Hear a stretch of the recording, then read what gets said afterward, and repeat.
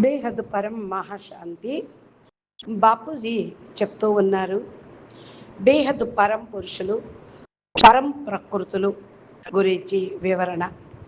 నేను ఈరోజు ప్రకృతి పురుషులు గురించి వివరిస్తున్నాను. బేహద్దు పిల్లలు, బేహద్దు జ్ఞానులు, బేహద్దు వైరాగులు ఎవరైతే ఉన్నారో వాళ్ళు కాస్త శ్రద్ధ వహిస్తూ ప్రాక్టికల్ జ్ఞానాన్ని పొందుతూ జ్ఞాన స్వరూపులుగా మారగలరు. పరం పురుషులు అంటే ఫస్ట్ బ్రహ్మ ద్వారా రచించబడిన వాళ్ళు.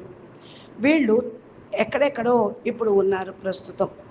అయితే వారు మొదట నిరాకారి, పరం లైట్, పరం ప్రకాశ స్వరూపంలో ఉన్నారు. పరం లైట్ పైన పరం మైట్, పరం శక్తి ఉంటుంది. అది పరం మహత్తత్వంతో ఉంటుంది. లైట్లోనో పరం ప్రకాశం ఉంటుంది. లైట్ మైట్ అని వీళ్ళని అంటూ ఉంటారు. ఆ నిరాకారి స్థితి నుండి ఆకారి స్థితిలోకి మొదట పరం పురుషుడు రచన జరుగుతూ ఉంటుంది. అంటే నిరాకారి నుండి ఆకారిగా ఒక కంబైన్డ్ స్వరూపంగా లైట్ మైట్ ఏర్పడతారు. వారు లైట్గా మైట్గా డివైడ్ అవుతూ ఉంటారు. ఈ శక్తి స్థాయిలు ఎవరైనా వేరువేరుగా ఉండొచ్చు. ఇప్పుడు చూడండి, ఒక కళతో ఉన్న పరం పురుషుడు అయినా, 10 కళల వాడైనా, 100 కళల పరం పురుషులైనా, 1000 కళల అయినా, అనంత కళల వరకు కూడా బేహద్ సృష్టిలో బేహద్ నిరాకారి ప్రపంచం ఏర్పడుతుంది. మొదట బేహద్ కళల బ్రహ్మాండంలో బేహద్ నిరాకారి ప్రపంచం ఏర్పడినప్పుడు నిరాకారి నుండి ఆకారి పరం పురుషులుగా ఉంటూ ఉంటారు. నెమ్మదిగా ఆకారి పురుషుడు తయారవుతారు. ఎందుకు తయారవుతారు, ఎలా తయారవుతారు అనేది నేను గతంలో వివరించాను అంటున్నారు బాపూజీ. అర్థం చేసుకుంటే డీప్ నాలెడ్జి మీకు అవగాహన అవుతూ ఉంటుంది. ఎవరి ఆత్మలోనైనా పూర్తిగా పరం లైట్ ఉంటుందో, ఎవరి శరీరంలో అయినా సరే పరం లైట్ నిమిత్తమై ఉంటుందో, ఆ ఆత్మ 100 కళల శక్తితోటైనా, పూర్తిగా బేహద్ కళల అయినా సరే, 10 కళలైనా, శరీరం కూడా పరం లైట్ తోటే నిర్మితమై ఉంటూ ఉంటుంది. ఇది సుమారుగా ఒక నిష్పత్తి ప్రకారం ఉంటుంది. ఆత్మ తన శరీరాన్ని ఎన్ని కళల శక్తితో ఉంచుకోవాలనుకుంటుందో అలా ఉంచుకోవచ్చు. ఉదాహరణకు 500 కళల ఆత్మ తన శరీరంలో 25 కళల పరం లైట్ మాత్రమే ఉంటుంది. అలా ఉంచుకోవాలి అంటే అది తన ఆలోచన బట్టి ఉంటుంది. ఒక సాధారణ నియమం ప్రకారం 100 కళల వరకు లైట్ ఆత్మ యొక్క సహజంగానే 10 కళల పరం లైట్ శరీరం ఏర్పడుతుంది. పరం పురుషుడు 10 కళల పరం లైట్ శరీరంతో పాటు 20% పరం మహత్తత్వాన్ని, 40% పరం ఆకాశమును, మిగిలిన పరం వాయువు మరియు పరం అగ్ని ఉంటుంది. ఈ పరం పురుషుడు తన లోపల ఉన్న తన స్వభావం మరియు సంస్కారము అనుకూలంగా తన ప్రకృతిని, పరం ప్రకృతిని రచన చేసుకుంటారు. ఎందుకు రచిస్తారు అంటే సృష్టిని రచన చేయడానికి ప్రకృతి పురుషులు, పరం ప్రకృతి కావాలి. దానితోటే సృష్టి జరుగుతూ ఉంది. సంకల్పం కలగటం, కోరిక కలగటం, వారి లోపల సృష్టి చెయ్యాలనే సంకల్పం రావటం, ప్రకృతి స్వభావం ఉంటుంది. దీన్ని సంస్కారం అంటారు.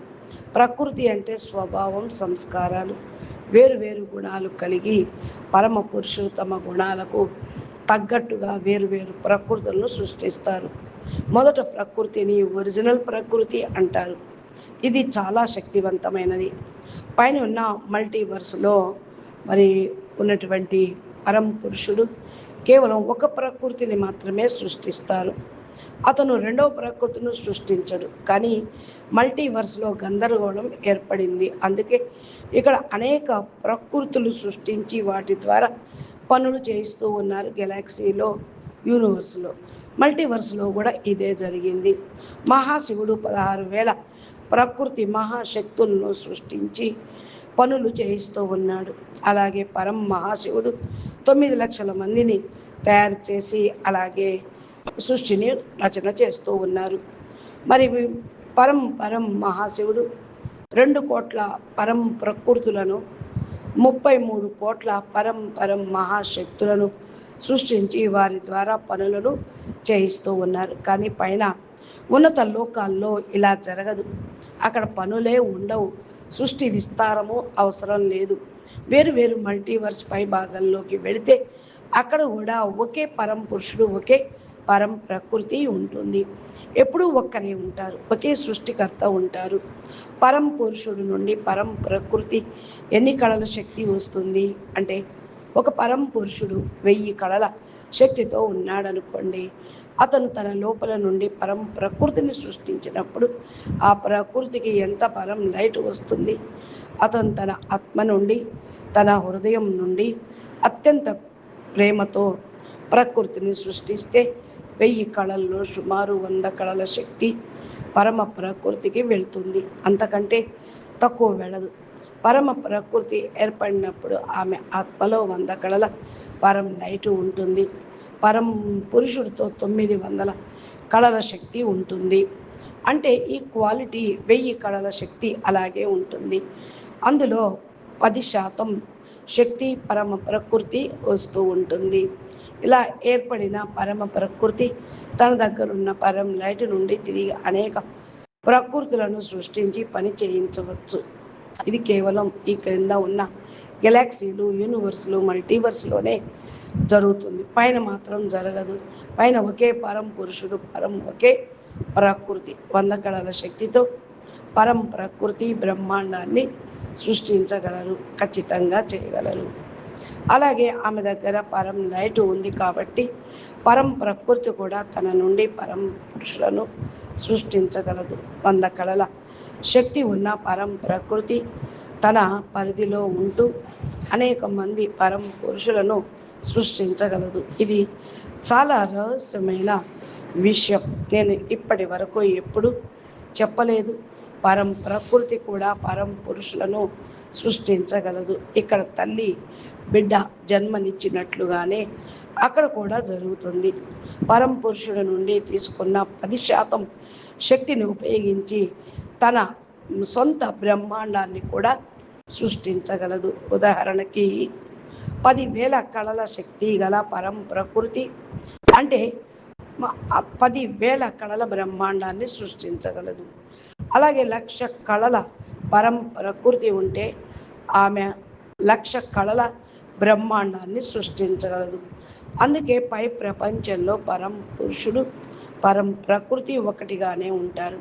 పరం పురుషుడికి అనుమతి లేకుండా ఆమె ఏమీ చేయదు. కానీ మన మల్టీవర్స్లో మాత్రం పరిస్థితి వేరు. ఇక్కడ G2లో 50, 100 కళల ప్రకృతులను సృష్టించి వారికి వేరు వేరు పనులను ఇచ్చారు.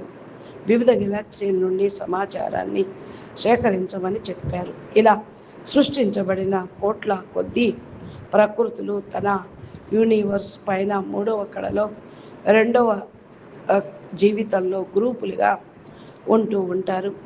అక్కడ పరం పురుషుడు ఉండడు. కేవలం పరం ప్రకృతులు మాత్రమే ఉంటాయి. ఉదాహరణకి మన యూనివర్స్లో 3వ కళలో 5 కోట్ల పరం ప్రకృతులు ఉన్నారు.